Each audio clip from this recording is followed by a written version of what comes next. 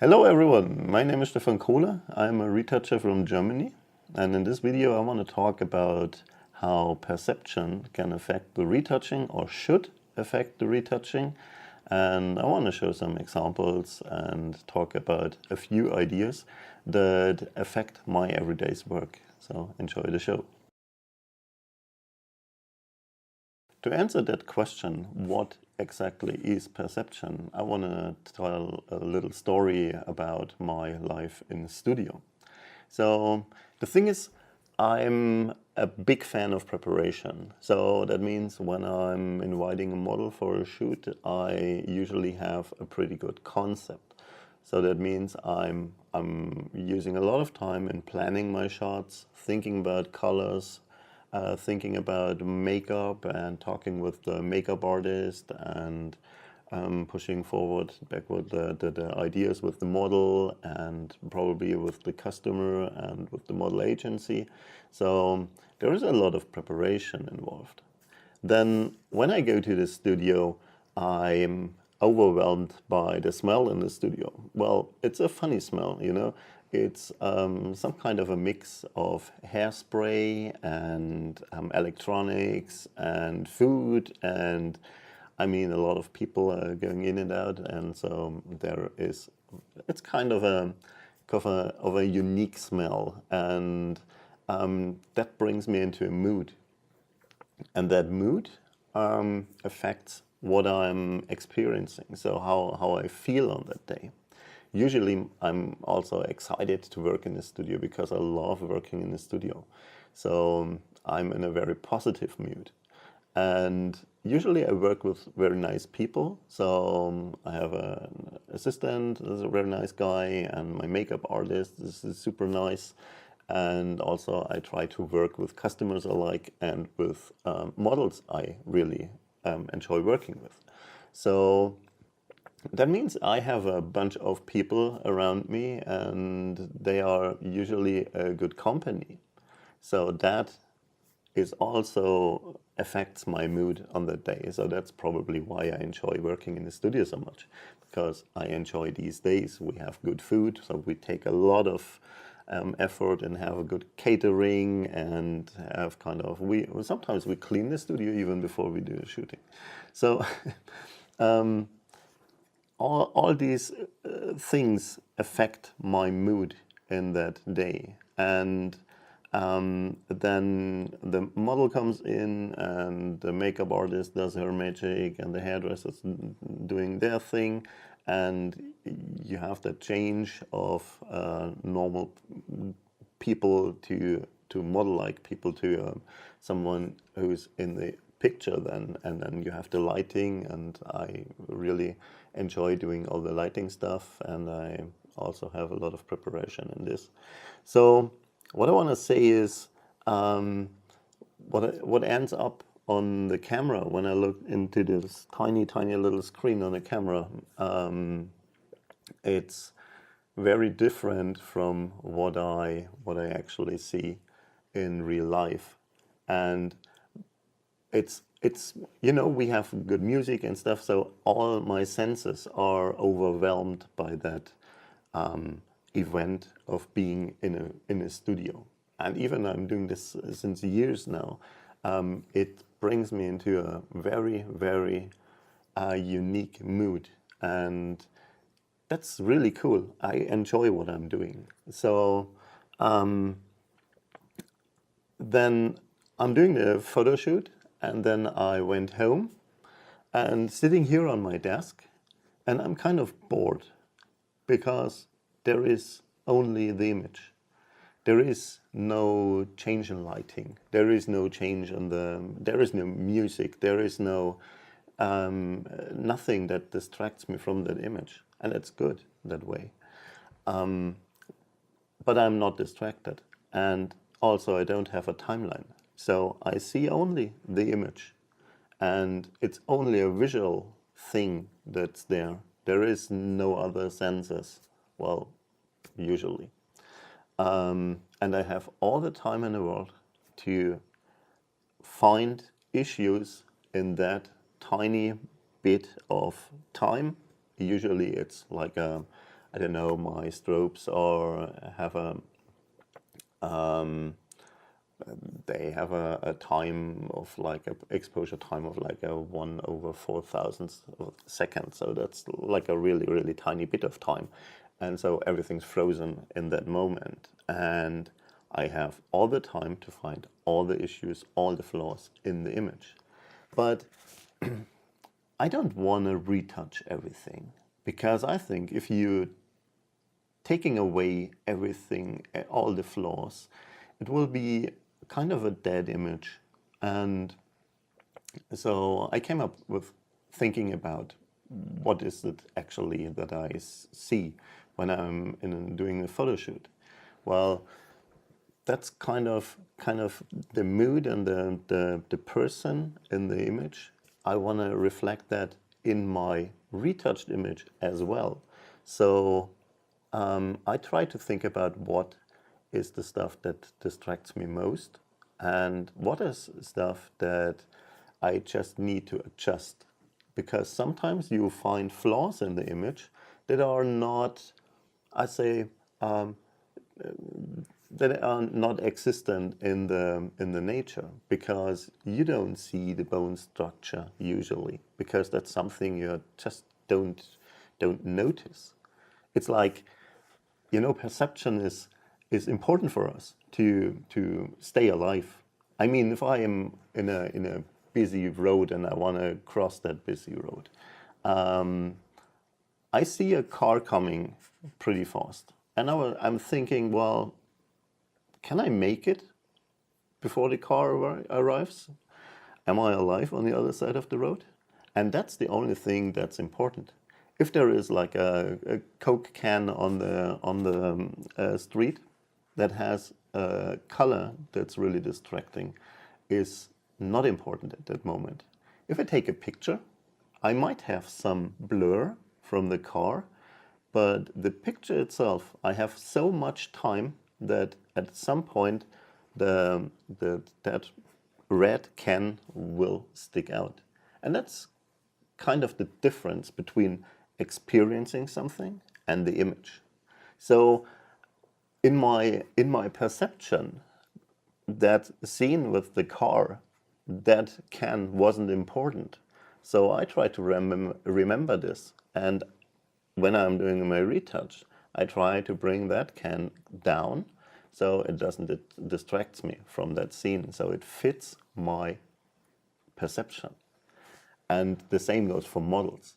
There are so many things that you can retouch, but I think it's not good to do really to make all these flawless images all the time. So that's perception. We are not seeing with our eyes, we are seeing with our mind.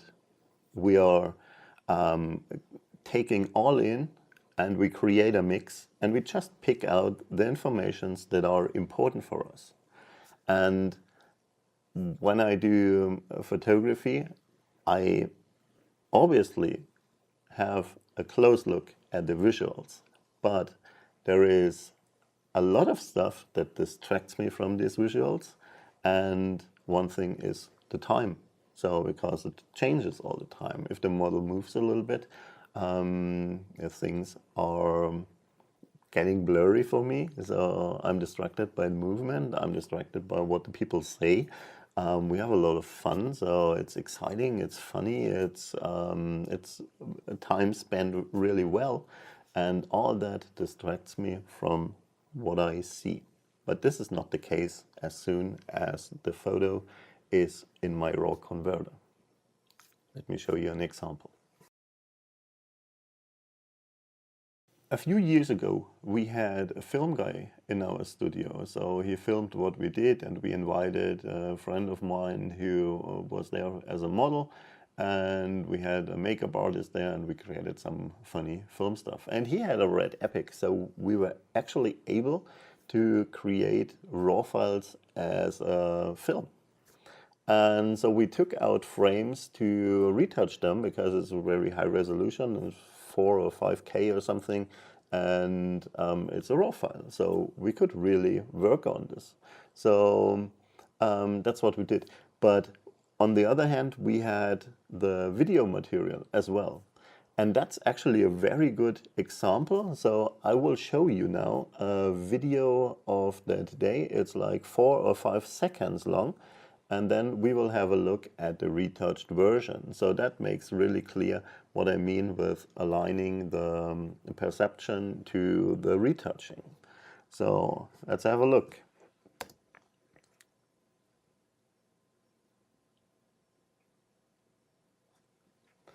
So as you can see, the movement of the model is overwhelming. It's overwhelming because of the amount of information. While you have in a single picture, you have all the time to look at it, and you can point out at least 20 things in that time that stick out somehow. In a video, it's way harder because there is so much information. The light is constantly changing. The expression is changing.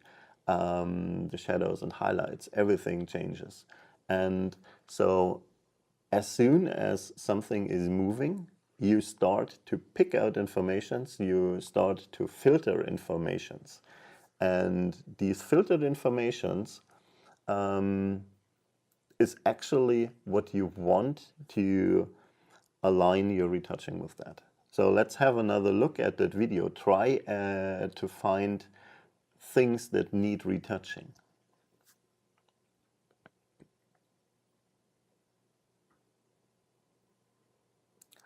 So obviously there was a little problem with the lip and there was a little problem with the skin here. At the same time, the color balance was a little bit off, so we took care about this as well. I will show you the retouch now. So that's the retouched version. That means we took care about the lip, we took care about the skin, and we took care about these hairs that stick out a little bit there. You might have noticed this in the video. But there is so much more that you might not have noticed, because as you have seen that video, you started to pick informations. And in the image, it's, well, you have all the time in the world to have a look at that image. So this is with the retouch and this is without the retouch. So as you can see here, there are a lot of flaws that actually didn't stick out in the video. So we have this dark area here, we have like wrinkles in that area that need to take care about. The lip line, we have spoken about the lip line and this one and this hairs here. So, but there is so much more. We evened out the light and the shadow distribution, and we made it a little bit like, well, it's aligned to what we've seen in the studio, what we've seen in the video. But in the video you have only the visuals. So there is no talking, there is no mood, there is no funny smell, there is all that stuff that is usually in the studio. So what you see here is basically we haven't retouched every single bit of it, because this is a portrait. This is a portrait of a young lady, and she had a good day and she was in the studio. This is not a beauty image.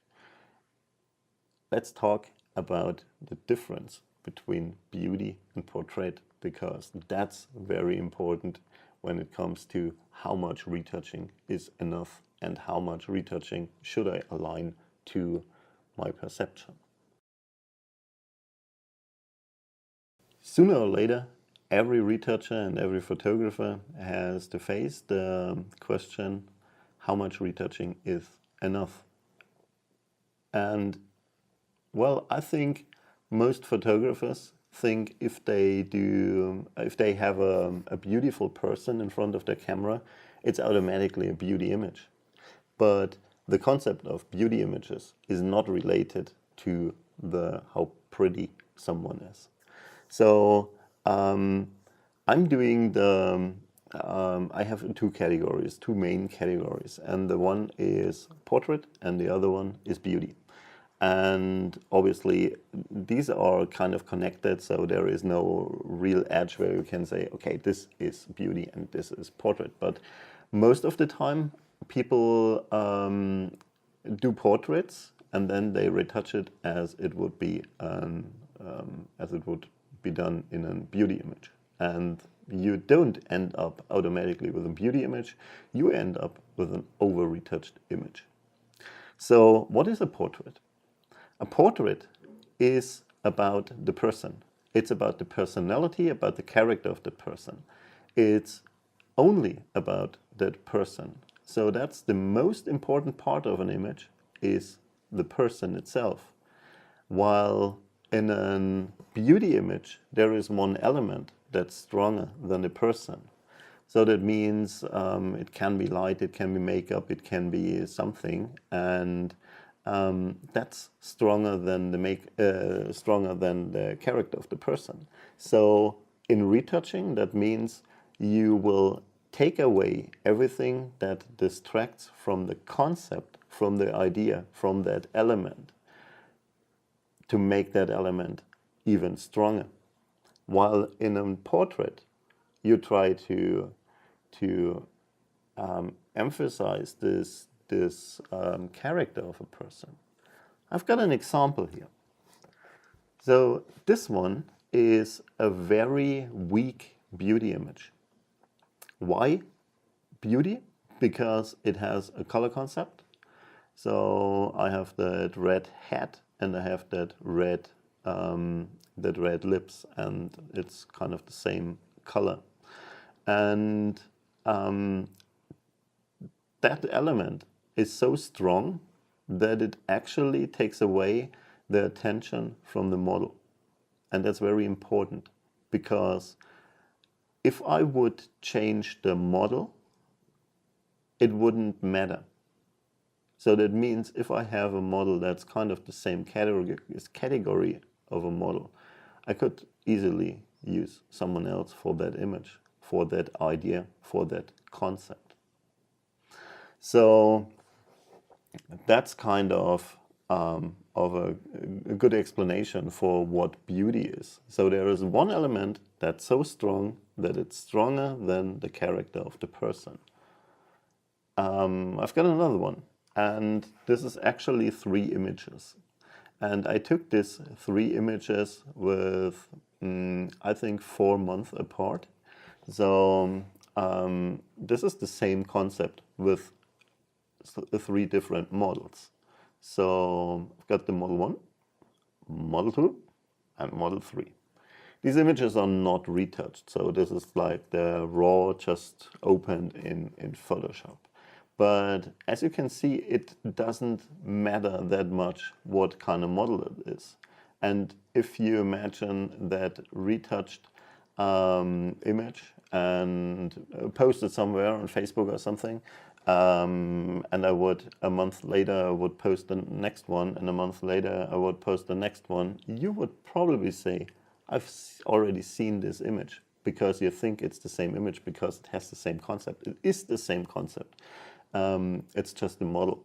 And the model is nothing more than just a stand for the head in that case. So and that's the difference between beauty and portrait.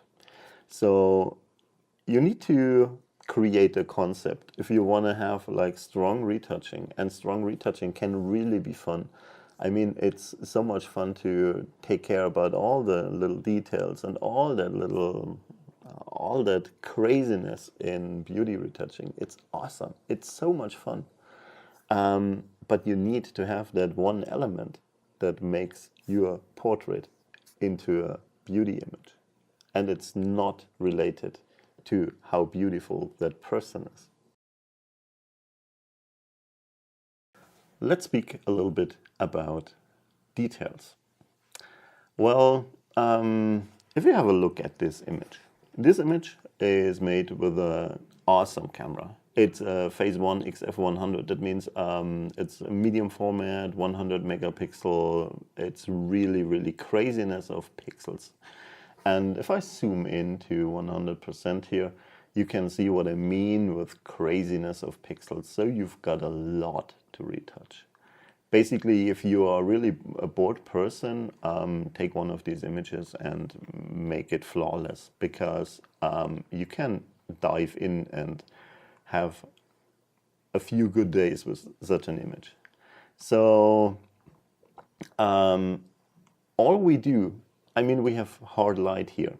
We have super high resolution cameras. We have awesome lenses. That thing is full of details. It's crazy. It's a crazy amount of details. But do I really need to take care about every single hair here? Do I need to take care about all these little wrinkles here that are not visible for the eye actually if I see the whole image? I mean, in the end, it will probably end up on Facebook. And talking about Facebook, the size of an image on Facebook that's viewed like 98% of the time is just a tiny image. It has 500 pixels in width, so that's nothing. Let me just show you. So if I resize this image to Facebook, it's like that. And that's the size that I see when I posted this on Facebook. And if I zoom in here, I don't even have any of these details. So basically, when I plan to use an image for Facebook only, I'm doing this on a purpose. And that purpose is to get interaction. And so I thought about this. And to get interaction, what is interaction for Facebook? It's a like, it's a comment, it's a share, and it's a click. So what makes me click that image? What makes me like that image? It's the first impression. So I want to see that image bigger. Yeah, sure, I can click it. So I don't have that 500 pixels in width. I have 960 pixels on the white side. And then if I click the little button on the right top corner, I can see it with 2000 pixels.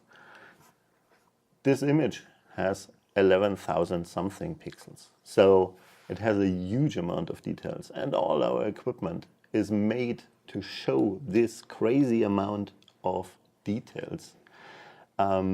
But we actually don't need this. It actually is bad to retouch everything, because if we retouch everything, you make that image really flat, you make it really boring, and you take away a lot of attention from all this stuff that you actually see in that image. So yeah, that's like 100% view. This is what you see. This is the amount of details that you see. So when you do retouching, you should actually make this image, because that's the one most people see. You need to make this image look really, really good. And if this image works for the people, they will click it. And if they don't see a bigger size, what will they do? Will they say, that image isn't retouched properly, so they uploaded it in a smaller resolution? No, that won't happen. They are sad, I would love to see this in a high resolution. Yeah, it's okay. So you get a comment and the interaction of the click. If you have it in a really high resolution, I mean, I can retouch this thing for 11,000 pixels, so I can print it really big in a backlit bus station. Yeah, obviously, I can do this, and I can spend a lot of time doing this. And as soon as I resize this to 2000 pixels, I will lose a lot of details. It's like 80% less of details, and it will look slightly over-retouched. And then as soon as Facebook comes and says, well, I need a 500 pixel image for the timeline, it gets shrunk down by the servers, and they do a really, really bad job sometimes. So I will lose even more details. And if there are not many details in my first retouch, then Facebook will just mash it down. That's what happens all the time. That's why people complain about the image quality, because the retouching is plain wrong. So that's what happens. So there are a few ways to avoid this. So let me talk a little bit about techniques. So in this last chapter, I want to talk about techniques, and I also want to show you what is done on this beauty image. So let's jump to Photoshop and just switch off all these retouching layers. So my first step is always the healing process. Healing takes away these little marks in the skin and temporary issues. And also here I've taken away these hairs. And then the next step is dodge and burn. And with dodge and burn, I'm even out the skin. So these little shadows here, everything that makes the skin look like a little bit uneven, that is done with dodge and burn. And as you can see, these two layers alone are doing pretty much of the effect of good skin. But it's not softened, it's just even out. And it's actually this is just light and shadow. It's just made it a little bit smoother, so you don't have these shadows in the face. Then I have the concept, because I have the concept with the lips and with the head, so I need to actually take care about this. So I created this lip layer, and in the lip layer I created a nice shape of the lip, so nothing is bleeding out here, and also I adjusted the color so it matches the color of the head. Then a little bit of local contrast for the eyes. I'm not a big fan of sharpening, but you know, sometimes I just add a little bit of local contrast. I make the darks a little bit darker and the brights a little bit darker, and it's basically the same as sharpening, but I have full control over what I'm doing. And then in the end, I saw that I lost a little bit of depth in the field, of depth in the image. So I added a contouring layer that brings a little bit back the shadows and the highlights. So just to make it give it a little bit more depth and make it a little bit nicer. So yeah, if you are retouching and you have the question how much retouching is enough, I think this video is really helpful, because that's actually the most important things. So what kind of image are you working on? Is it a portrait or beauty image? If it's a portrait, you really need to be very careful with the character of the person. If it's a beauty image, you can get away with a lot more stuff, but you need to be careful that you take away stuff that's not important for the concept, and you increase the strength of the image, means the concept. You need to work on that. And the third one is the final resolution. What resolution do you need the images? Don't retouch stuff that you don't need, because that's just a waste of time, and it makes your image not better, because if you're smashing the image down and it's fully retouched, then it won't look good. It will look just like plastic, and that's a big issue. So yeah, so much about perception and about images. I always try to remember how the mood was when I shot an image, and I always try to match that stuff that I remember and how I have it in my mind with that what I see. So that basically leads to the retouching I'm doing. So that's the important stuff. If you like this video, please leave us a like, and if you like this channel, there is a lot of more information coming in the next weeks and months and years, hopefully. and so you might hit the subscribe button, and if you want to share it with your friends and your family and your pets and whatever, we are really happy about this. So this was Stefan, and I hope you had some fun, and I'm very excited to hear your comments. So take care. This was Stefan for Raw Exchange.